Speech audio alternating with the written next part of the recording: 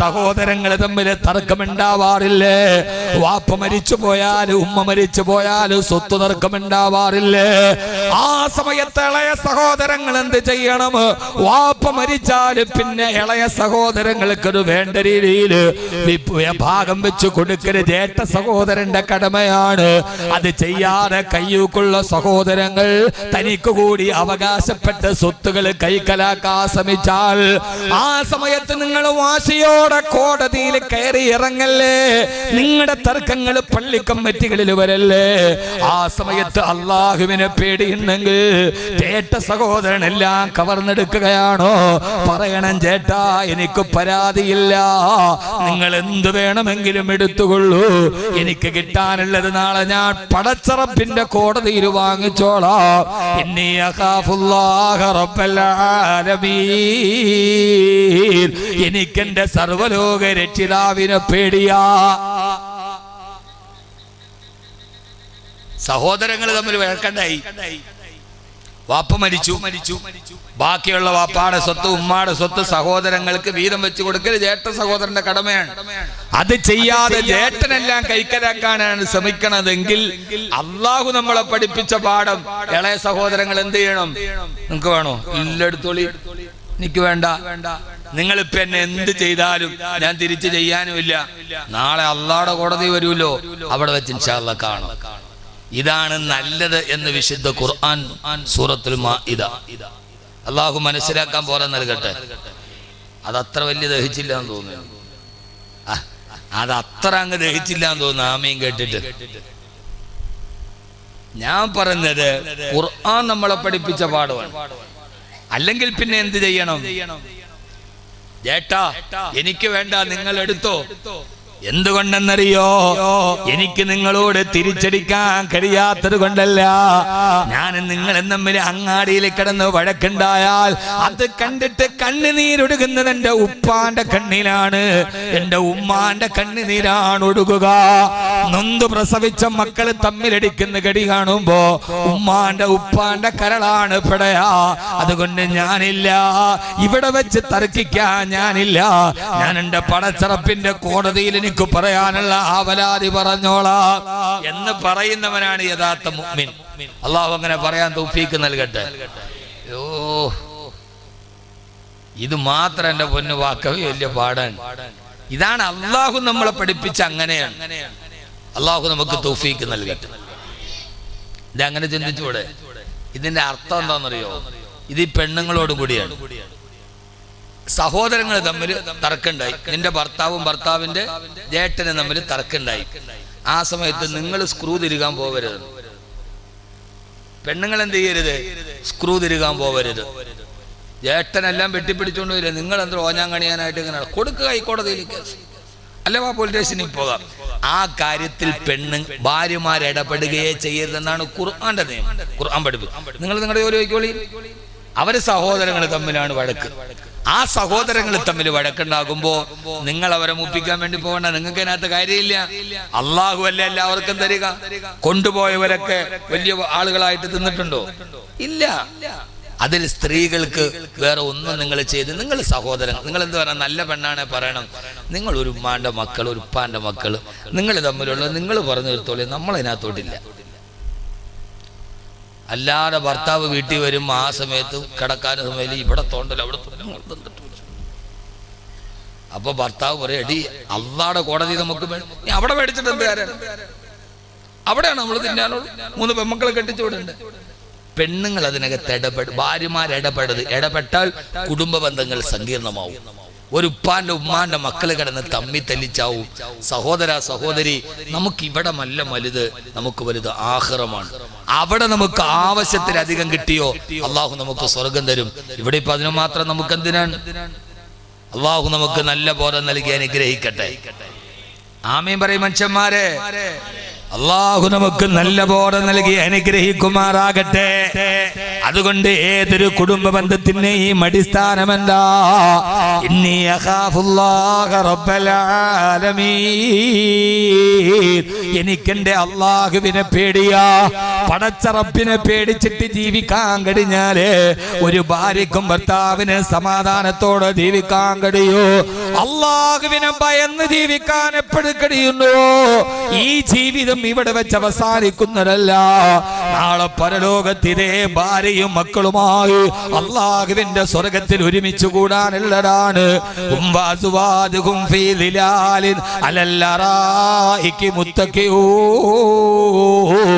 ലഹും ഫീഹാ ഫാകിഹത്തുൻ വലഹും മാ യദ്ഊൻ.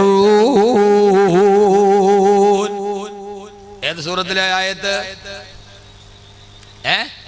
യാസീൻ. യാസീൻ ഓതുമ്പോൾ നമ്മൾ ഓതാറില്ല. എന്നതിന്റെ അർത്ഥം ഹും അവരും വഅസ്വാജുഹും അവരുടെ ഭാര്യമാരും ഫീ ദിലാലിൻ അലൽ അറായികി മുത്തഖിഊൻ, സ്വർണ്ണ നൂലുകൾ കൊണ്ട് നെയ്തുണ്ടാക്കപ്പെട്ട സ്വർണ്ണക്കട്ടിൽ അവര് ചാരിയിരിക്കുമത്രേ. ലഹും ഫീഹാ ഫാകിഹത്തുൻ, അവരാഗ്രഹിച്ച പഴവർഗ്ഗങ്ങൾ അവരുടെ മുമ്പിൽ വരും. വലഹും മാ യദ്ഊൻ, അവര് മനസ്സുകൊണ്ട് ചോദിച്ചതല്ല, അല്ലാഹു അവർക്ക് വാരി കോരി കൊടുക്കുന്നത് അന്നാണെന്ന് അല്ലാഹുവിന്റെ വിശുദ്ധ ഖുർആൻ. അല്ലാഹു നമുക്കത് തൗഫീഖ് നൽകട്ടെ. യാസീൻ ഓതുമ്പോൾ ഓർക്കണം, പടച്ചോനെ ഇതിന്റെയൊക്കെ അർത്ഥം ഇങ്ങനെയാണ്. മരിച്ചവന്റെ അടുക്കൽ എന്നിട്ട് യാസീൻ ഓതുമ്പോൾ എന്താ? ഹും അവർ എന്ന് പറഞ്ഞാൽ നീയും നിന്റെ ഭാര്യയും സ്വർഗത്തിൽ ഒരുമിച്ച് കൂടുന്നാണ് പറയണത്. നമ്മുടെ യാസീനോത്ത് അർത്ഥം വല്ല ഓർത്തിട്ടാണോ?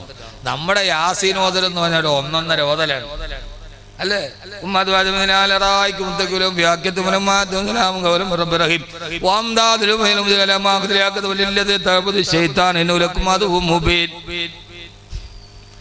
ഒരു പോക്കൻ അതിന്റെ ഇടയിൽ മോള് ചായ കൊണ്ട് വരും.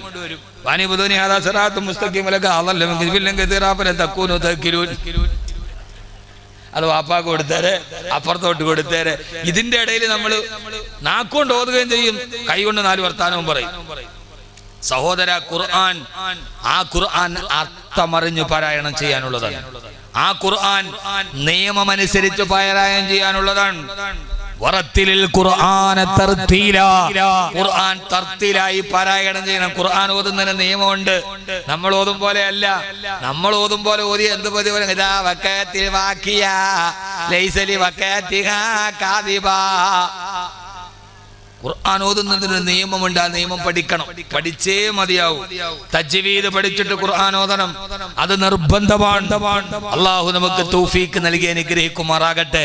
അതുകൊണ്ട് സഹോദര സഹോദരി, ഭാര്യ ഭർത്താവ് വാപ്പ മക്കൾ എന്നത് ഇവിടെ മരിച്ചു പള്ളിക്കാട്ടി കൊണ്ടുപോയി അടക്കിയാൽ അതോടെ അവസാനിക്കേണ്ടതല്ല. ഇതേ ഭാര്യയും ഇതേ മക്കളും ഇതേ കുടുംബവുമായി നാളെ അല്ലാഹുവിന്റെ സ്വർഗത്തിൽ ഒരുമിച്ച് കൂടേണ്ടവരാണ് നാം എന്ന ബോധം ഇവിടെ വെച്ച് ജീവിക്കണം. അല്ലാതെ മരണത്തോടെ എല്ലാം അവസാനിക്കില്ല. അവസാനിക്കോ? ഇവിടെ അടിപിടി കൂടി കലഹുണ്ടാക്കി അങ്ങോട്ടും ഇങ്ങോട്ടും അങ്ങനെ ജീവിച്ചാൽ മതിയോ? പോരാ. ഭാര്യ ഭർത്താക്കന്മാരുടെ ഇടയിൽ കുടുംബത്തിന്റെ ഉള്ളിൽ സ്വസ്ഥത ഉണ്ടാകണമെങ്കിൽ ആദ്യം ഉണ്ടാകേണ്ടത്, പടച്ചോനെ നാളെ പരലോകത്ത് ഞങ്ങൾ ഇതേപോലെ നിന്റെ മുമ്പിൽ ഒരുമിച്ച് കൂടേണ്ടവരാണ്, ഞങ്ങൾ ഒരുമിച്ച് കൂട്ടണേ അല്ലാഹ് എന്ന ആഗ്രഹം ഉണ്ടാവണം. അല്ലാഹു തൗഫീഖ് നൽകട്ടെ. ആദരവായ പ്രവാചകൻ നബി മുഹമ്മദ് മുസ്തഫ, ഉറക്കെ ഹബീബായ നബി മുഹമ്മദ് മുസ്തഫ സല്ലല്ലാഹു അലൈഹി വസല്ലമയും മഹദിയായ ഹഫ്സ റളിയല്ലാഹു തആല അൻഹയും ജീവിച്ചിരിക്കുന്ന വീട്ടിലേക്ക് ഒരിക്കൽ മഹാനായ ഉമർ റളിയല്ലാഹു തആല അൻഹു കടന്നു വന്നു. അല്ലാഹുവിന്റെ റസൂൽ സല്ലല്ലാഹു അലൈഹി വസല്ലമയും ഭാര്യയായ ഹഫ്സ റളിയല്ലാഹു തആല അൻഹയും രണ്ടുപേരും കൂടെ ജീവിക്കുന്ന വീട്ടിലേക്ക് ഒരിക്കൽ മഹാനായ സയ്യിദുന ഉമർ ഇബ്നുൽ ഖത്താബ് റളിയല്ലാഹു തആല അൻഹു കടന്നു വന്നു. വീട്ടിന്റെ അകത്തോട്ട് കയറി ഉമർ റളിയല്ലാഹു അൻഹു കയറിയപ്പോഴേ മനസ്സിലായി ഈ വീട്ടിൽ ഇന്നത്തെ ദിവസം ഒന്നും ഉണ്ടാക്കിയിട്ടില്ല, പട്ടിണിയാണ്. അല്പവും കൂടി അകത്തോട്ട് കയറിയപ്പോ മനസ്സിലായി ഇന്നലെയും ഈ വീട്ടിൽ ഒന്നും ഉണ്ടാക്കിയിട്ടില്ല, പട്ടിണിയാണ്. ഒരല്പവും കൂടി അകത്തോട്ട് കയറിയപ്പോ ഉമർ റളിയല്ലാഹു അൻഹുവിന് മനസ്സിലായി ഒരാഴ്ചയായി വീട്ടിൽ ഒരു ഭക്ഷണവും ഉണ്ടാക്കിയിട്ടില്ല. ആരുടെ വീട്ടിൽ? റസൂലുള്ളാഹി സ്വല്ലല്ലാഹു അലൈഹി വസല്ലമയുടെ വീട്ടിൽ. ഇനി നിങ്ങൾ ഈ ചരിത്രത്തെ ഒന്നുകൂടി ഒന്ന് തിരിച്ചു നോക്കി. ഹഫ്സ റളിയല്ലാഹു തആല ആരാ? ഉമർ റളിയല്ലാഹു അൻഹുവിന്റെ മകൾ. ഈ ഹഫ്സ റളിയല്ലാഹു അൻഹ റസൂലുള്ളാഹി സ്വല്ലല്ലാഹു അലൈഹി വസല്ലമയുടെ ആരാ? ഭാര്യ. ഉമർ റളിയല്ലാഹുവിന്റെ മകളാണ് ഹഫ്സ റളിയല്ലാഹു അൻഹ, റസൂലുള്ളാഹി സ്വല്ലല്ലാഹു അലൈഹി വസല്ലമയുടെ ഭാര്യയുമാണ്. എന്ന് പറഞ്ഞാൽ തന്റെ മകളും മരുമകനും കൂടി ജീവിക്കുന്ന വീട്ടിൽ അവരുടെ വിശേഷങ്ങൾ അറിയാൻ ഭാര്യയുടെ ഉപ്പ കടന്നു. അങ്ങനെ നിങ്ങൾ ചിന്തിക്കും. മകളും മരുമകനും കൂടെ ജീവിക്കുന്ന വീട്ടിൽ അവരുടെ വിശേഷങ്ങളൊക്കെ അറിയാൻ വേണ്ടി അമ്മോശം കാക്ക വന്നു. ഇവിടെ നമ്മൾ അങ്ങനെയല്ല പറയാം. ഇവിടെ എന്താ പറയാ? ഭാര്യയുടെ വാപ്പാക്കെന്നാ പറയാ? മാമ. നമ്മുടെ മാമ വന്നു എന്ന് കരുതുക. എന്താ അവസ്ഥ? മാമ വീട്ടിൽ വന്ന് കയറിയപ്പോഴേ മനസ്സിലായി ഇന്നത്തെ വീട്ടില് എന്റെ മോള് പട്ടിണിയിലാണ്. അല്പം കൂടെ അകത്തോട്ട് കയറിയപ്പോ മനസ്സിലായി ഇന്നലെ എന്റെ മോള് പട്ടിണിയിലാണ്. അല്പവും കൂടി അകത്തോട്ട് കയറിയപ്പോ മനസ്സിലായി ഒരാഴ്ചയായിട്ട് എന്റെ മകള് പട്ടിണിയിലാണ്. നമ്മളാണ് എന്ത് ചെയ്യുന്നത്? സിമ്പിൾ ക്വസ്റ്റ്യൻ ആണ്. നമ്മുടെ മോളെ കല്യാണം കഴിച്ചു കൊടുത്ത വീട്ടിൽ പോയപ്പോ ഒരാഴ്ചയായിട്ട് നമ്മുടെ മോള് പച്ചവെള്ളം കുടിക്കാനുള്ള ഒന്നും ഇല്ല എന്ന് നമുക്ക് മനസ്സിലായത് നമ്മൾ സ്വാഭാവികമായിട്ട്, ഞാനും ഒരു വാപ്പയാണ്, നിങ്ങളും വാപ്പയാണ്, എന്താ ചെയ്യുക? വിളിച്ചോണ്ട് പോകും അല്ലേ? സ്വാഭാവികമായി നമ്മൾ എന്ത് ചെയ്യും? മോളെ, വാപ്പാക്ക് പട്ടിണിയൊന്നുമില്ല മോളെ വീട്ടിൽ, നീ ഇവന്റെ കൂടെ പട്ടിണി കിടക്കണ്ട, മോളെ എന്ത് ചെയ്യും? വിളിച്ചോണ്ട് പോകും. ഉറപ്പാണ്. ഞാൻ അടുത്ത സമയത്തൊരു വാപ്പാനെ കണ്ടു. എനിക്കൊരു 10-12 വർഷമായിട്ട് അവരെ പരിചയമുണ്ട്. അപ്പൊ ഞാൻ അദ്ദേഹത്തോട് ചോദിച്ചു, മോളൊക്കെ എന്ത് ചെയ്യുന്നു? വിശേഷം ചോദിച്ചു. മോളൊക്കെ എന്ത് ചെയ്യുന്നു? സുഖ ഉസ്താദെ, കല്യാണമൊക്കെ കഴിഞ്ഞു, പക്ഷെ പോയ വീട്ടിൽ അത്ര റാഹത്തില്ല. ഞാൻ ഇപ്പൊ എന്റെ മോളെ എന്റെ വീട്ടിൽ വിളിച്ചോണ്ട് വന്നു. എനിക്കൊരു 12 വർഷം മുമ്പേ അവരറിയാം. വളരെ സാധുക്കളായിരുന്നു. ഇത്തിരി പൈസയൊക്കെയായി. ഞാൻ വെച്ചാൽ എന്താ കഥ? അത് അവന്റെ വീട്ടിൽ ഒരു AC ഒന്നുമില്ല റൂമിൽ. എന്നോട് പറയാം, അവന്റെ വീട്ടിലെ റൂമിൽ AC ഒന്നുമില്ല, എന്റെ മോക്കത് പറ്റൂല. ഞാൻ ഇങ്ങ് വിളിച്ചപ്പോ എന്റെ വീട്ടിൽ കൊണ്ടുവന്ന് എത്തിരിക്കാം, മരുമോന് ഇപ്പൊ ഇങ്ങോട്ട് വരൂ. ഞാൻ അത്ഭുതപ്പെട്ടു പോയി. കാരണം 12 വർഷം മുമ്പ് ഈ കാക്കാനെ എനിക്കറിയാം. ഒരു 10 വർഷം മുമ്പ് ഇയാൾക്കൊരു ഇച്ചിരി കാറ്റ് കിട്ടണമെങ്കിൽ തന്നെ പെടക്കോഴീനെ കിടക്കണ കോഴിക്കൂട്ടിന്റെ സൈഡിൽ പോയി ചാഞ്ഞിരുന്നാലേ ആ കോഴിയുടെ ചിറകടിച്ചൊരു കാറ്റ് കിട്ടിയാലേ ഉള്ളൂ. അത്രയ്ക്ക് നിന്ന ആളാണ്. ഇപ്പൊ ഗൾഫിലൊക്കെ പോയി അള്ളാഹു കുറച്ച് നിയമത്തൊക്കെ കൊടുത്തു, കുറച്ച് റാഹത്തായി. അപ്പൊ അദ്ദേഹം പഴയ അവസ്ഥ എന്ത് ചെയ്തു? മറന്നു കളഞ്ഞു. അത് പാടില്ലല്ലോ. നമ്മളൊക്കെ വന്ന വഴി മറക്കാൻ പാടില്ല. അത് ജീവിതത്തിൽ ഏറ്റവും വലിയൊരു വിജയമാണ്. മറന്നുപോയ പരാജയം. യഥാർത്ഥത്തിൽ ഈ അവസ്ഥ നിങ്ങളൊന്ന് ആലോചിച്ച് നോക്കി.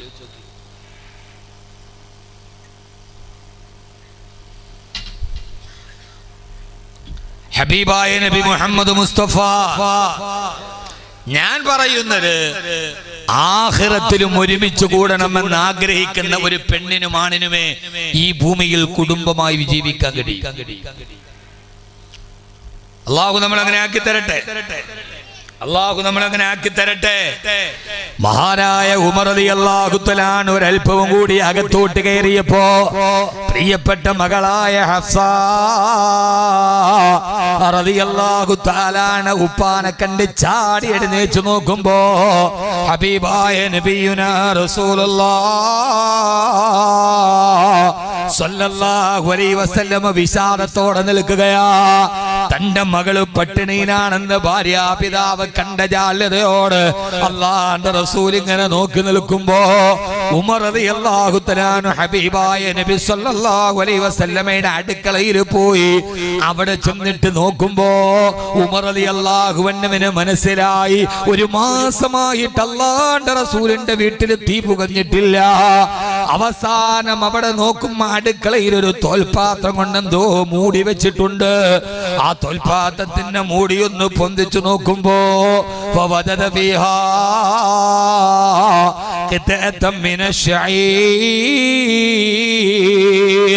അതിന്റെ ഉള്ളില് പകുതി മുറിച്ച ഒരു ഗോതമ്പിന്റെ റൊട്ടി കഷണം ഇരിക്കുന്നുണ്ട്. ഹബീബായ നബി സല്ലല്ലാഹു അലൈഹി വസല്ലമയുടെ വീട്ടിലെ ഏക ഭക്ഷണം. ഉമർ റളിയല്ലാഹു തആല അൻഹു ആ പാത്രത്തിൽ നിന്ന് പകുതി കടിച്ചതിന്റെ പകുതി ഇരിക്കുന്ന ഗോതമ്പ് റൊട്ടി കയ്യിലെടുത്തപ്പോ ഹബീബായ നബി സല്ലല്ലാഹു അലൈഹി വസല്ലമയുടെ മുഖം വിവർണമായി. തന്റെ പ്രിയപ്പെട്ട മകൾ ഒരു മാസമായി ഈ പകുതി റൊട്ടി കഷണം തിന്നിട്ടാണ് ജീവിക്കുന്നതെന്ന് എന്റെ ഭാര്യാപിതാവ് അറിഞ്ഞല്ലോ എന്ന ജാള്യതയോട് ഹബീബായ നബി സല്ലല്ലാഹു അലൈഹി വസല്ലമ വിശാലത്തോടെ നിൽക്കുമ്പോ മഹദിയായ ഹഫ്സ റളിയല്ലാഹു തആല അൻഹ മെല്ലെ അടുത്തേക്ക് വന്ന് അല്ലാഹുവിന്റെ റസൂലിന്റെ ശരീരത്തിലേക്ക് ചേർന്ന് നിന്ന് അവിടുത്തെ വിരലുകൾക്കിടയിലേക്ക് തന്റെ വിരലുകൾ ഇങ്ങനെ ചേർത്ത് പിടിച്ച് മൗനമായി ഹബീബായ നബി സല്ലല്ലാഹു അലൈഹി വസല്ലമയുടെ മുഖത്തേക്ക് നോക്കി. യാ റസൂലല്ലാഹ്, അങ്ങ് വിഷമിക്കണ്ട നബിയേ, ഒരു മാസമായി നമ്മുടെ വീട്ടിലെ പട്ടിണി എന്റെ വാപ്പ അറിഞ്ഞെങ്കിലും അല്ലാഹുവിന്റെ ഹബീബേ അങ്ങ് വിഷമിക്കണ്ട, ഹഫ്സയ്ക്ക് പരാതിയില്ലല്ലോ യാ റസൂലല്ലാഹ്. ഇതേവരെ ഹഫ്സ പരാതി പറഞ്ഞിട്ടില്ലല്ലോ നബിയേ. ഈ ഒരു മാസം പട്ടിണി കിടന്നിട്ടും അങ്ങയുടെ കൂടെ സ്നേഹത്തോടെ ചേർന്ന് നിന്നതല്ലാതെ ഈ ഹഫ്സയ്ക്ക് പരിഭവമില്ലല്ലോ യാ റസൂലല്ലാഹ്. നമ്മുടെയൊക്കെ മനസ്സ് വല്ലാതെ വേദനിക്കുമ്പോ നമ്മുടെ ഭാര്യ അടുത്ത് വന്നിട്ട് നമ്മുടെ കൈവിരലിലൊന്ന് മുറുകെ പിടിച്ചിട്ട് ഒരു വാക്ക് പോലും അവളെ പറയണ്ട, ആ വിരലിലൊന്ന് മുറുകെ പിടിച്ചിട്ടും മെല്ലെ ഒന്ന് അമർത്തിയാലും മതി, അതിന്റെ അർത്ഥം മരണം വരെ ഞാൻ കൂടെയുണ്ടെന്നല്ലേ. എത്രയോ ഭർത്താക്കന്മാര് കൊതിക്കാറുണ്ട്, അവളൊരു വാക്കുപോലും മുഖത്തോട്ട് പറയണ്ട, ഞാനുണ്ട് കൂടെ എന്ന് പറയണ്ട, ആ വിരലിലൊന്ന് ചേർത്ത് പിടിച്ചിട്ടും മെല്ലെ ഒന്ന് മുറുക്കിയാൽ ആര് കൈവിട്ടാലും ഈ വിരലിൽ നിന്ന് ഞാൻ കൈവിടില്ലെന്നല്ലേ ഹബീബായ നബി സല്ലല്ലാഹു അലൈഹി വസല്ലമയോട് ഹഫ്സ റളിയല്ലാഹു തആല അവിടുത്തെ വിരലിലോട്ട് ചേർത്ത് വെച്ച് പറയുമ്പോ ഉമർ റളിയല്ലാഹു തആല പാതി റൊട്ടി കഷ്ണവുമായിട്ട് അല്ലാഹുവിന്റെ റസൂലിന്റെ മുമ്പിലെത്തി. എന്തേ ഉമറേ, കവിൾ തടത്തിലൂടെ കണ്ണുനീര് തടം തല്ലിയാ തൊടുകയിട്ട് യാ റസൂലല്ലാഹ്, എനിക്കത് സഹിക്കാൻ കഴിയുന്നില്ല നബിയേ. കിസ്റയുടെയും കൈസറിന്റെയും ചക്രവർത്തിമാര് ഭക്ഷണം കഴിച്ചിട്ട് അധികം വരുന്നത് നാൽക്കാലികൾക്കും നായകൾക്കും വലിച്ചെറിഞ്ഞു കൊടുക്കുന്നത് ഞാൻ കണ്ടിട്ടുണ്ട് നബിയേ. പക്ഷേ അല്ലാഹുവിന്റെ ഹബീബായ അങ്ങ് ഇവിടെ പട്ടിണി കിടക്കുന്നല്ലോ യാ റസൂലല്ലാഹ്. ആ സമയത്ത് തന്റെ ഭാര്യ പിതാവിന്റെ മുഖത്തേക്ക് നോക്കിയിട്ട് ഹബീബായ റസൂലുള്ളാഹി സല്ലല്ലാഹു അലൈഹി വസല്ലം പറഞ്ഞ വാക്ക്, ഉമറേ ഉമറേ, നിനക്കറിയുമോ കിസ്റയും കൈസറും ഭക്ഷണം കഴിച്ചിട്ട് ബാക്കി വരുന്നത് നദിയിലേക്ക് വലിച്ചെറിയുന്നവരാ. പക്ഷേ ബിഅന്ന ലഹുമുദ് ദുനിയാ വലനൽ ആഖിറ.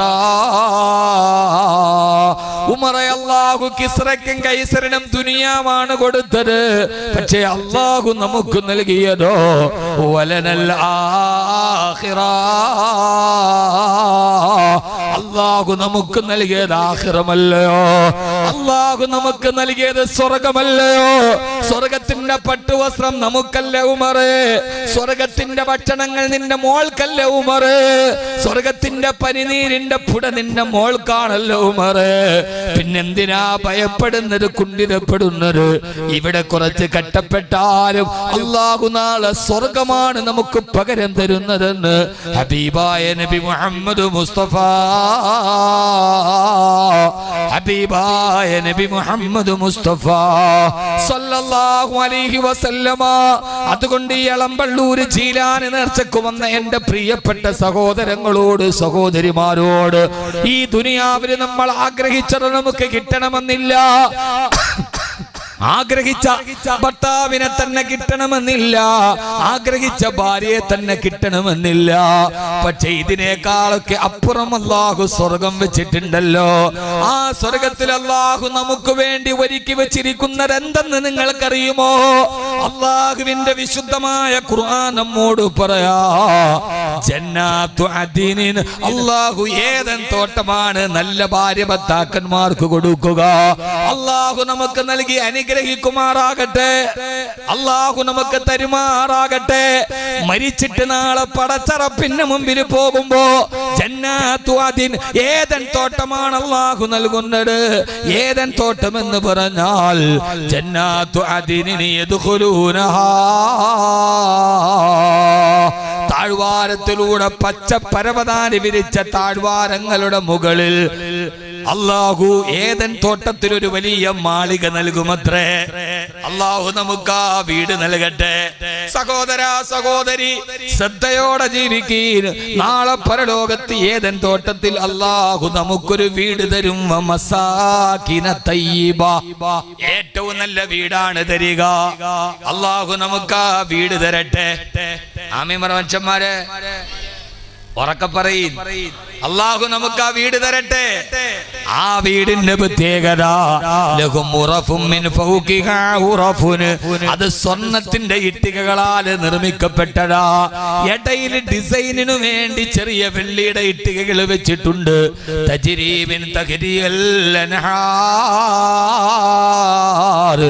ആ വീടിന്റെ താഴ്വാരത്തു കൂടി തടാകങ്ങൾ ഇങ്ങനെ തടം തല്ലിയാ തൊടുകുന്നുണ്ട്. നിങ്ങളുടെ കനാല് പോലെ, ഇവിടുത്തെ കനാലേതാ? കരിമീൻ കെട്ടുന്ന കനാലേതാ? തൊന്നിട്ട് മനുഷ്യന്മാരുടെ കാഞ്ഞിലോട്ട് കായലല്ല, കാഞ്ഞിലോട്ട് കായൽ. ആ കായലിന്റെ സൈഡിൽ ഒരു വീട് എല്ലാവർക്കും ഭയങ്കര ഇഷ്ടമല്ലേ? കായലിന്റെ സൈഡില്, കടലിന്റെ സൈഡില്, ബീച്ചിന്റെ സൈഡില് ഒക്കെ അള്ളാഹു സ്വർഗത്തിൽ പറയുന്നത് ഏദൻ തോട്ടം. അള്ളാഹു നമുക്കതിനെ തൗഫീക്ക് നൽകട്ടെ. താഴ്വാരത്തിലൂടെ നദികൾ ഇങ്ങനെ തടം തല്ലി തൊടുകാൻ അവിടെ ഒരു വീട്. ആ വീടിന്റെ ഇഷ്ടിക സ്വർണമാണ്. ഇടയ്ക്ക് ഡിസൈനിന് വേണ്ടി വെള്ളി ഇഷ്ടിക. ഒറ്റമുത്തിനാലുള്ള മാളിക, ഒറ്റമുത്തിനാലുള്ള മാളിക, അതിലുള്ള മണ്ണും ചരലും മിസ്കും ജൗഹറ. പിന്നെന്തു പറയാനാ ഹബീബേ ഉള്ളറാ. തഴവാ ഉസ്താദ് അതിനെ രേഖപ്പെടുത്തുന്നത് ഇങ്ങനെയാണ്. അതിന്റെ മുറ്റത്ത് തന്നെ മരതകരത്നങ്ങൾ വിരിച്ചിട്ടിരിക്കുകയാണ്. പിന്നെ അകത്തെ കാര്യം പറയേണ്ട കാര്യമുണ്ടോ? അത്ര നല്ല വീട് അല്ലാഹു ആ വീട് നമുക്ക് നൽകി അനുഗ്രഹിക്കട്ടെ. എളമ്പള്ളൂർ ഒരു വീട്ടിൽ ആരൊക്കെ താമസിച്ചോ അതേപോലെ അല്ലാഹു സ്വർഗത്തിൽ നമ്മൾ ഒരുമിച്ച് കൂട്ടും. യദ്ഖുലൂനഹാ, ആ വീട്ടിലേക്ക് കയറി വരും. ആരൊക്കെ കയറി വരണം? നാളെ സ്വർഗത്തിൽ ആ വീട് തരുമ്പോ ആ വീട്ടിലേക്ക് നമ്മൾ കയറി ചെല്ലുമ്പോ അതിനകത്തെ ആളുകളാരെന്നറിയോ? യദ്ഖുലൂനഹാ, ആ വീട്ടിലേക്ക് കയറി വരുന്നത് വമൻ സലഹ മിൻ ആബായിഹിം വഅസ്വാജിഹിം, വമൻ സലഹ മിൻ ആബായിഹിം, അവരുടെ സാലിഹീങ്ങളായ വാപ്പയും ഉമ്മയും. വാപ്പയും ഉമ്മയും നല്ല സാലിഹീങ്ങളായ 5 വഖത്ത് നിസ്കരിച്ച അള്ളാനെ പേടിച്ചു ജീവിച്ച നല്ല വാപ്പമാരാണോ? ആ വീട്ടിൽ നമ്മുടെ വാപ്പയും ഉമ്മയും ഉണ്ടാവും. അള്ളാഹു തൗഫീഖ് നൽകട്ടെ. അവിടെ സ്വർണത്തിന്റെ കട്ടില്, സ്വർണത്തിന്റെ വീട്, അതിൽ വാപ്പയും ഉമ്മയും. പിന്നെ രണ്ടാമതാരാ? അസ്വാജിഹിം, നമ്മുടെ ഭാര്യമാരും. ഭാര്യ ഉണ്ടെങ്കിൽ ഭർത്താവ് കൂടെ ഉണ്ടാവും, ഭർത്താവ് കൂടെ ഉണ്ടെങ്കിൽ ഭാര്യ ഉണ്ടാവും. അള്ളാഹു നമ്മുടെ ഭാര്യമാരെയും അവിടെ എത്തിക്കട്ടെ. ആകെ ഒരു 4 പേര് ആമീൻ പറയും. പടച്ചോനെ, ഈ പണ്ടാര ഇവിടെ തന്നെ ഇടങ്ങേറാണ്. നീ ഇപ്പൊ ആമീൻ സ്വീകരിച്ച് അവിടെയും വരുമെന്ന് ഓർത്തിട്ടാ. ആകെ ഒരു 3-4 പേരാണ് ആമീൻ പറഞ്ഞത്. അള്ളാഹു നമ്മുടെ ഭാര്യമാരെ അവിടെ തരട്ടെ. ഉറക്കാമീൻ പറഞ്ഞ മനുഷ്യന്മാർ കണ്ട, പെണ്ണുങ്ങൾ കണ്ട, ആകെ ഒരു 3 പേര് ഇതേ ഭാര്യമാരെ തന്നെ അള്ളാഹു നാളെ അവിടെ തരും. പക്ഷേ ആ ഭാര്യ ഭർത്താക്കന്മാർ പരസ്പരം സ്നേഹമുള്ളവരാവണം, ഐക്യമുള്ളവരാവണം. ഇല്ലെങ്കിൽ എത്തൂല. ഭാര്യ ഭർത്താക്കന്മാര് തമ്മിൽ ഒരു ഐക്യമുണ്ടാകണം. ഭാര്യ ഭർത്താക്കന്മാര് തമ്മിൽ ഒരു സ്നേഹം ഉണ്ടാവണം. അതുണ്ടേലേ പറ്റൂ. വഴക്കെല്ലായിടത്തുണ്ടാവും. പക്ഷെ വഴക്കൊക്കെ നമ്മൾ എന്ത് ചെയ്യണം? നല്ല രീതിയിൽ പറഞ്ഞു മാറ്റണം. വഴക്കവിടെ ഇല്ലാത്തത് ഹബീബായ നബി മുഹമ്മദ് മുസ്തഫ സല്ലല്ലാഹു അലൈഹി വസല്ലം അവസാനത്തെ ഹജ്ജിന് പോകുമ്പോൾ 9 ഭാര്യമാരെയും കൂട്ടിയിട്ടാണ് പോയത്. ആകെ ഒരു ഹജ്ജ് നബി സല്ലല്ലാഹു അലൈഹി വസല്ലം ചെയ്തിട്ടുള്ളൂ. ആ ഹജ്ജിന് പോകുമ്പോൾ 9 ഭാര്യമാരെയും കൂട്ടിയിട്ടാണ് ഹജ്ജിന് പോയത്. നമ്മൾ ഒരെണ്ണത്തിനെയും കൂടെ കൊണ്ടാ പോണ പാട് കട. ഒരെണ്ണത്തിനെയും കൊണ്ട് പോയാൽ നമ്മൾ പെടണ പാട് 9 ഭാര്യമാരും. നമ്മളൊന്ന് ആലോചിച്ച് നോക്കി.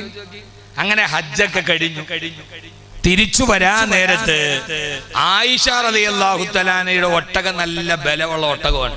പക്ഷെ ആയിഷ ബീവിക്ക് ലഗേജ് കുറവാണ്. പക്ഷെ വേറൊരു ഭാര്യയായ സഫിയ റളിയല്ലാഹു തആല മഹദിയുടെ ഒട്ടകം വളരെ ബലഹീനമാണ്, പക്ഷെ ലഗേജ് വളരെ കൂടുതലുമാണ്. ഹജ്ജൊക്കെ കഴിഞ്ഞ് തിരിച്ചു വരാന്നപ്പോ ആയിഷ ബീവിയുടെ ഒട്ടകത്തിന് നല്ല വലിപ്പമുള്ള ഒട്ടകമാണ്, ലഗേജ് വളരെ കുറവാണ്. സഫിയ ബീവിയുടെ ഒട്ടകം ദുർബലമാണ്, ലഗേജ് കൂടുതലാണ്. സഫിയ റളിയല്ലാഹു തആല ലഗേജ് എടുത്തു വെക്കാൻ വല്ലാതെ കഷ്ടപ്പെടുമ്പോ ഹബീബായ നബി സല്ലല്ലാഹു അലൈഹി വസല്ലം ആയിഷ റളിയല്ലാഹു അൻഹ, ആയിഷ നീ ഒരു കാര്യം ചെയ്യ്, നിന്റെ ഒട്ടകത്തിന് നല്ല ബലമുള്ളതല്ലേ, ലഗേജും കുറവല്ലേ, സഫിയയുടെ ലഗേജ് കുറച്ചെടുത്ത് നിന്റെ ഒട്ടകത്തിന്റെ മുകളിൽ വെക്കാൻ പറഞ്ഞു. ആയിഷ ബീവിക്ക് ഇഷ്ടപ്പെട്ടില്ല. ആയിഷ ബീവിക്ക് ഇഷ്ടപ്പെട്ടില്ല. ഈ പെണ്ണിന് പെണ്ണിൻ്റെതായൊരു സ്വഭാവമുണ്ട്. അത് നബി തങ്ങളുടെ ഭാര്യമാർക്ക് ഉണ്ടായിരുന്നു. സ്ത്രീകളുടേതായൊരു സ്വഭാവമുണ്ട്. ഉടനെ നബി സല്ലല്ലാഹു അലൈഹി വസല്ലം ആയിഷ എടുത്തു വെക്ക്. അപ്പോൾ ചോദിച്ചു, ഈ ജൂതന്റെ മകള് ഞങ്ങളെ ഭരിക്കാൻ തുടങ്ങുകയാണോ? ആയിഷ ബീവി എടുത്ത വായിക്ക് ചോദിച്ചു, ഈ ജൂതന്റെ മകള് നമ്മളെയും ഭരിക്കാൻ തുടങ്ങിയാണ്. സഫിയ റളിയല്ലാഹു അൻഹയുടെ വാപ്പ ജൂതനാണ്, ഇവര് മുസ്ലിമായി വന്നതാണ്. അപ്പൊ ഇടയ്ക്കിടയ്ക്ക് വഴക്ക് കൂടുമ്പോ സഫിയ ബീവി ആയിഷ ബീവി ഒക്കെ ചോദിക്കടി ജൂതന്റെ മോളെ എന്ന് വിളിക്കും, ഇടീ ജൂതന്റെ മോളെ എന്ന് വിളിക്കും. അപ്പൊ ഇതേപോലെ പെട്ടെന്ന് ദേഷ്യം വന്നപ്പോ പറഞ്ഞു, ഈ ജൂതന്റെ മകൾ ഞങ്ങളെയും ഭരിക്കാൻ തുടങ്ങിയപ്പോ അവളുടെ ലഗേജ് ഞാൻ ചുമക്കണോ? നമ്മളിപ്പോ 2 ഭാര്യമാരുമായിട്ട് ഉംറയ്ക്കൊക്കെ പോയി എയർപോർട്ടിൽ വരുമ്പോ ലഗേജ് തൂക്കുമ്പോണ്ടാണ് പ്രശ്നം തന്നെ. സംഭവം തന്നെയാണ്. 2 ഭാര്യമാരുമായിട്ട് പോയപ്പോ ഞാൻ കഴിഞ്ഞ ഏപ്രിൽ ഉംറയ്ക്ക് പോകുമ്പോ ഞാൻ താമസിച്ച ഹോട്ടലിൽ ഒരാളുണ്ടായിരുന്നു, ഒരു മുസ്ലിയാരുണ്ടായിരുന്നു. അപ്പൊ അദ്ദേഹത്തിന്റെ കൂടെ ഒരു പട്ടാളക്കാരൻ, അതിർത്തിയിൽ കുറെ നാൾ പട്ടാളക്കാരനായിട്ട് ജോലി ചെയ്ത് റിട്ടയർ ചെയ്ത അയാൾ ഉംറയ്ക്ക് വന്ന് 2 ഭാര്യമാരുമായിട്ട്. അയാൾ മക്കയിൽ വന്ന ഏതായാലും കുഴഞ്ഞു, 2 ഭാര്യമാര് തമ്മിൽ വഴക്കായി. മക്കയിൽ വെച്ച് ഹറമിൽ വെച്ച് 2 ഭാര്യമാര് തമ്മിൽ ഭയങ്കര വഴക്കായി. അപ്പൊ ഇയാള് അമീറായി ഉസ്താദിനോട് വിവരം പറഞ്ഞു. അപ്പൊ അദ്ദേഹം ഒരു കാര്യം ചെയ്ത്, താഴെ കബീർ വാക്കവി ഉണ്ട്, നമുക്ക് ഉസ്താദിനോട് പോയെന്ന് പറയാം, ഉസ്താദിന്റെ അടുത്തൊക്കെ ദുആ ചെയ്യണല്ലേ, നമുക്ക് ഉസ്താദിനോട് പറയാൻ ഇയാളെ വിളിച്ചോണ്ട് എന്റെ എടുക്കും. അപ്പൊ ഞാൻ നോക്കിയാൽ നല്ലൊരു ജവാനായ മനുഷ്യൻ. ഞാൻ ചോദിച്ചു, എന്തേ? എന്റെ പൊന്നുസ്താദെ, അതിർത്തിയിൽ 10-20 വർഷം ഞാൻ ഈ പട്ടാളക്കാരുടെ അടുക്കൽ തോക്കുമായിട്ട് പിടിച്ചിരുന്നവനാ. ഞാൻ അതിർത്തിയില് ഈ പാഞ്ഞു വന്ന സൈന്യത്തിന്റെ മുമ്പിൽ മഞ്ഞുമലയുടെ ഇട വെച്ച് ഞാൻ തോക്കും പിടിച്ച് 10-20 വർഷം ഞാൻ പിടിച്ചിരുന്നു.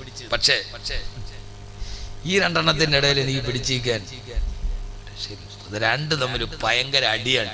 ഇതൊന്നും നിൽക്കാൻ പറ്റില്ല. ഇവര് 2 പേരും തമ്മിൽ യോജിക്കാൻ എന്തെങ്കിലും ഒരു സലാത്തുള്ള ഉസ്താദ് പറയാമോ?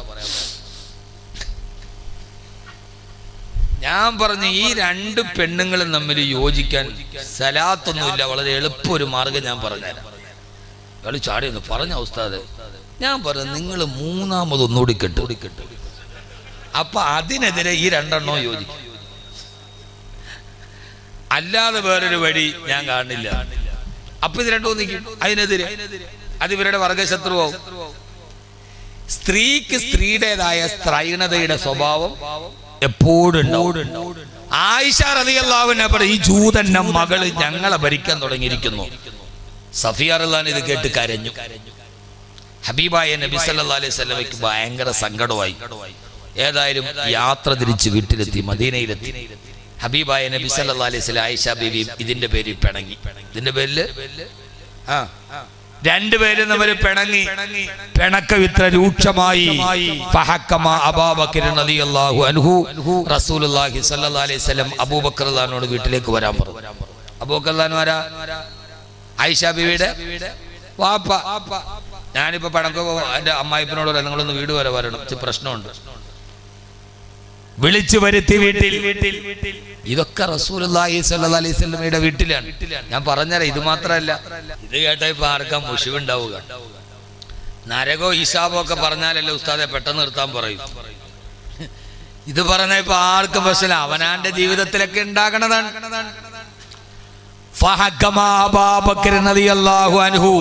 ഈ വിഷയത്തിന് മേൽ തെറ്റി മധ്യസ്ഥനായി അബൂബക്കർ റളിയല്ലാഹു അൻഹു വന്നു. ഹബീബായ നബി തങ്ങൾ ആയിഷ ബീവി റൊട്ടി ചുട്ടുകൊണ്ട് നിൽക്കുകയാണ്. ആയിഷ, നീ ആദ്യം പറയുന്നോ അതല്ല ഞാൻ പറയണോ? ആയിഷ റളിയല്ലാഹു അൻഹ പറഞ്ഞു, നബിയെ നിങ്ങൾ ആദ്യം പറഞ്ഞോളുക, എനിക്ക് കുറച്ചേറെ പറയാനുണ്ട്, നിങ്ങൾ ആദ്യം പറഞ്ഞു. റൊട്ടി തിന്നതിന്റെ ഇടയിൽ ഈ പെണ്ണുങ്ങളുടെ ശുണ്ഠിത്തത്തിന്റെ വർത്താനം ഉണ്ടല്ലോ. ചില സമയത്ത് തന്നെ പാവങ്ങളല്ലേ പിണങ്ങിയിരിക്കണ്ടെന്ന് പറഞ്ഞ് മിണ്ടാൻ വേണ്ടി പോകുമ്പോ നീ ഇങ്ങോട്ടില്ല എടി ഒട്ടോണോടെ മോന്തയ്ക്ക് വെച്ച് കൊടുക്കാൻ പോകും.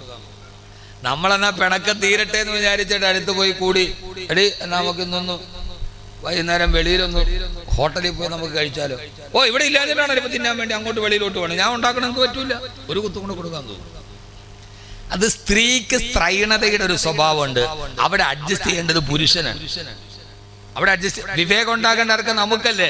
അത് അവളുടെ മനസ്സിലെ സങ്കടം കൊണ്ട് പറയണാണ്, അല്ല നമ്മളോട് ദേഷ്യം ഉണ്ടായിട്ട് പറയണല്ല എന്ന് കരുതിയിട്ട് അതിനെ വിവേകത്തോടെ കൈകാര്യം ചെയ്യേണ്ടത് പുരുഷനാണ്. അല്ല അവൾ എന്നോടത് പറയാൻ കൂടെ കൊടുത്തു പറയണോ ചള്ളക്ക് ഒരു കുത്തും കൂടി, അങ്ങനെയല്ല. പുരുഷൻ മനസ്സിലാക്കാൻ കഴിയണം പെണ്ണിന് അത് സ്ത്രൈണതയുടെ സ്വഭാവമാണ്. അവള് കയർക്കും ചാടും ഒക്കെ ചെയ്യും. അപ്പൊ അതിനൊരു തമാശയായിട്ട് കണക്കാക്കണം. നബി സല്ലല്ലാഹു അലൈഹി വസല്ലമയുടെ ഒരു ഭാര്യ ഒരിക്കൽ നബി സല്ലല്ലാഹു അലൈഹി വസല്ലം നെഞ്ചിൽ പിടിച്ചൊരു തള്ളം കൊടുത്തു. അപ്പൊ കണ്ടുകൊണ്ട് നിന്ന ഭാര്യയുടെ ഉമ്മ ഭാര്യ വഴക്ക് പറഞ്ഞിട്ട് അടിച്ചു.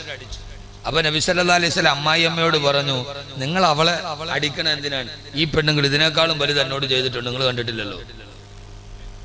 നബി സല്ലല്ലാഹു അലൈഹി വസല്ലം അമ്മായിയമ്മയോട് ചോദിച്ചാണ്, ഈ പെണ്ണുങ്ങള് ഇതിനേക്കാളും വലുത് ഈ പെണ്ണുങ്ങൾ എന്നെ ചെയ്തിട്ടുണ്ട്, നിങ്ങൾ കണ്ടിട്ടില്ലല്ലോ, ഇപ്പൊ തള്ളണല്ലേ നിങ്ങൾ കണ്ടുള്ളൂ. അവൻ നബി സല്ലല്ലാഹു അലൈഹി വസല്ലം എന്ന ഭർത്താവ് അതിനെ ആ രീതിയിൽ വളരെ രസമായിട്ടാണ് അതിനെ കരണാക്കി. അല്ലെ എന്നെ തള്ളിയ നിന്നെ തള്ളൂന്നല്ല, അത് അവരുടെ ഇടയിൽ ഒരു സ്നേഹത്തിന്റെ കഥകൾ മാത്രമായിരുന്നു. നബി സല്ലല്ലാഹു അലൈഹി വസല്ലം ചോദിച്ചു, ആയിഷ നീ ആദ്യം പറയണോ അതല്ല ഞാൻ പറയണോ? മധ്യസ്ഥം വന്ന് നിന്റെ വാപ്പ പറയാൻ തുടങ്ങിയോ? റൊട്ടി ചുടുന്നതിന്റെ ഇടയിൽ പറഞ്ഞു, നിങ്ങൾ ആദ്യം പറഞ്ഞോ, എനിക്കൊരു ഇത്തിരി കൂടുതൽ പറയാനുണ്ട്, നിങ്ങൾ ആദ്യം പറ, നിങ്ങൾ വലിയ ആളായിട്ട് ഇങ്ങനെ നടക്കല്ലേ, എനിക്ക് കുറച്ച് കൂടുതൽ പറയാനാണ്, നിങ്ങൾ ആദ്യം പറഞ്ഞോളാൻ പറഞ്ഞു. പെണ്ണിന്റെ ഒരു ശുണ്ഠി വർത്താനം. ഇത് പറഞ്ഞ ഉടനെ മഹാനായ റസൂലുള്ളാഹി സ്വല്ലല്ലാഹു അലൈഹി വസല്ലമയോട് ആയിഷ റളിയല്ലാഹു തആല പറഞ്ഞു, പത്രേ നിങ്ങൾ ആദ്യം പറഞ്ഞോ, പക്ഷേ ലാ തഖൂലു ഇല്ലൽ ഹഖാ, ഹക്കായതല്ലാതെ നിങ്ങൾ എന്നെ കുറിച്ച് പറയരുത്. എന്റെ വാപ്പയോട് എന്നെ കുറിച്ച് പരാതി പറയുമ്പോ വളരെ പറയാവൂ, ഇല്ലാത്തത് നിങ്ങൾ കയ്യിലിട്ടിട്ട് കള്ളം നിങ്ങൾ എന്റെ വാപ്പയോട് എന്നെ കുറിച്ച് പറയരുത്. ഇത് കേട്ട അബൂബക്കർ റളിയല്ലാഹു അൻഹു സഹിച്ചില്ല. ചാടി എഴുന്നേറ്റ് ആയിഷ റളിയല്ലാഹു അൻഹയുടെ ചുമലിലേക്ക് ആഞ്ഞടിച്ചിട്ട് ചോദിച്ചു, ആയിഷ എന്ത് വർത്തമാനമാണ് നീ പറഞ്ഞത്? അവയഖൂലു ഇല്ലൽ ഹഖാ, ഹബീബായ നബി തങ്ങൾ ഹക്കായതല്ലാതെ ഇതേവരെ പറഞ്ഞിട്ടുണ്ടോ ആയിഷ?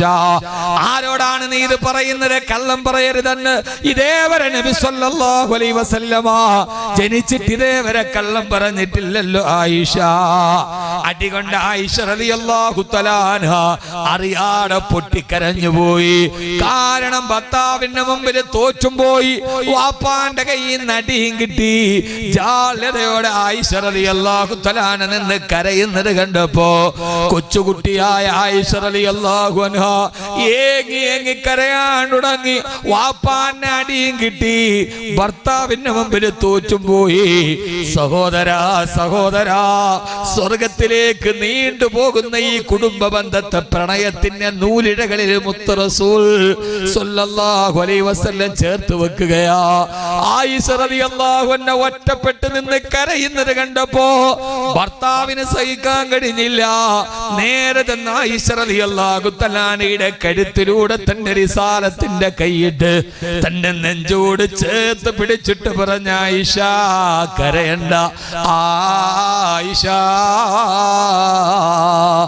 എന്തിനാണ് മോളെ കരയുന്നത്? അതേവരെ പിണങ്ങി നിന്ന് പിണക്കം തീർന്നു. തന്റെ ഭാര്യ നെഞ്ചോട് ചേർത്ത് വെച്ചിട്ട് അബൂബക്കർ റളിയല്ലാഹു അൻഹുവിനോട് ചോദിച്ചു, അബൂബക്കറെ, നിന്നെ ഞാനൊരു മധ്യസ്ഥനായിട്ട് വിളിച്ചതല്ലേ? നിന്റെ മകളായിരിക്കാം, പക്ഷെ എന്റെ ഭാര്യ അടിക്കാൻ നിന്നോട് ആര് പറഞ്ഞ അബൂബക്കറെ? എന്റെ ആയിഷ നീ എന്തിനാണ് അടിച്ചതെന്ന് ഹബീബായ നബി മുഹമ്മദ് മുസ്തഫ സല്ലല്ലാഹു അലൈഹി വസല്ലമ. സഹോദരാ, ഇതാണ് എന്റെ ഭാര്യയുടെ കണ്ണുനീര് കാണുമ്പോ, തന്റെ ഭാര്യ കരയുന്നത് കാണുമ്പോ ഏത് ഭർത്താവിന്റെ നെഞ്ചുരുകുന്നുവോ അവനാണ് സ്വർഗത്തിലേക്ക് തന്റെ ഭാര്യയെ കൈപിടിച്ചു കൊണ്ടുപോകുന്ന ഭർത്താവ്. അബൂബക്കറെ, മധ്യസ്ഥം വേണ്ട, പോയിക്കോ പോയിക്കോ. എന്തിനെന്റെ ഭാര്യ അടിച്ചു? എന്തിനാണ് അവളെ ഒറ്റപ്പെടുത്തിയത് എന്ന് അബൂബക്കർ റളിയല്ലാഹു അൻഹുവിനോട് ചോദിച്ചു അത്രേ ഹബീബായ നബി മുഹമ്മദ് മുസ്തഫ സല്ലല്ലാഹു അലൈഹി വസല്ലമ. സഹോദരാ, പറഞ്ഞാലും തീരാത്ത കുടുംബ ബന്ധത്തിന്റെ ഓർമ്മകൾ നമുക്ക് നൽകിയ ലോകൈക ഗുരു നബി മുഹമ്മദ് മുസ്തഫ സല്ലല്ലാഹു അലൈഹി വസല്ലമ. അല്ലാഹു നമ്മുടെ ജീവിതത്തിൽ കുടുംബ ബന്ധങ്ങൾ അല്ലാഹു ചേർത്ത് തരട്ടെ. ആമീൻ പറയ്. അല്ലാഹു നമുക്ക് ചേർത്ത് തരട്ടെ. അല്ലാഹു നമുക്ക് ചേർത്ത് തരട്ടെ.